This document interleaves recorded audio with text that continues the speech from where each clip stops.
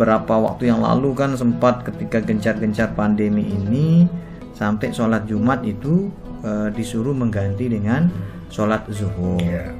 Nah, dengan kondisi ini ternyata ada masyarakat yang tetap ngotot atau tetap pingin dia mendirikan Jumat, tetapi dengan cara dia gitu.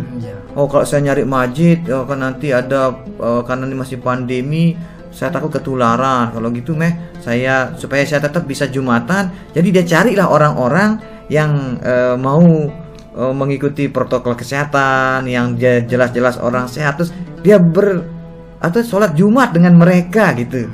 Boleh enggak orang di satu kampung dengan alasan pandemi tapi tetap pingin Jumatan mendirikan Jumat sendiri di luar masjid? Sama seperti sholat berjamaah ya. Sholat Jumat juga sebuah ibadah yang punya aturan. Bahkan Jumat ini banyak lagi tambah aturannya, double tambah berjamaah tambah aturan Jumat lagi. Sehingga Jumat itu juga punya ketentuan-ketentuan. Nggak bisa kemudian orang itu semaunya dirinya. Bahkan lebih ketat daripada sholat berjamaah. Karena aturan Jumat juga ada aturan-aturannya.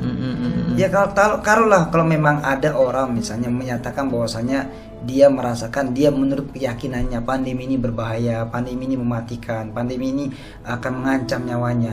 Kalau dia udah punya keyakinan seperti ini, ada jalannya loh, rukhsah dia. Artinya dia bisa saja meninggalkan Jumat dengan kalau dia memang yakin itu membahayakan dirinya. Iya benar. Bukan berarti kemudian karena dia takut bikin Jumat sendiri. Buat aturan sendiri tentang ibadah. Nah, ini mungkin tidak benar ya.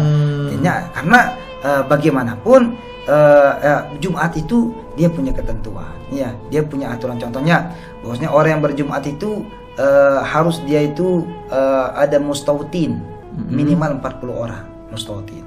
Kemudian tidak boleh ada ta'adudul jum'ah, berbilangnya Jumat di sebuah tempat, di satu tempat. Kalau istilah kita ini boleh enggak kita istilahkan itu sebagai sebuah lingkungan? Lingkungan satu Jumatan di sana itu. Kalau ada ta'adud ini akan bisa jadi mana yang sah, salah satunya saja yang sah.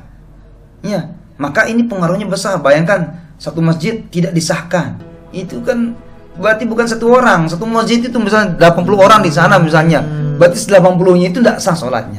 Karena nanti ada aturannya. Ketika ada dua jumlah bilangan Jumat di suatu kampung yang kemudian tidak memenuhi syarat untuk dia berbilang Jumatnya, maka yang benar itu satu, yang sah itu satu.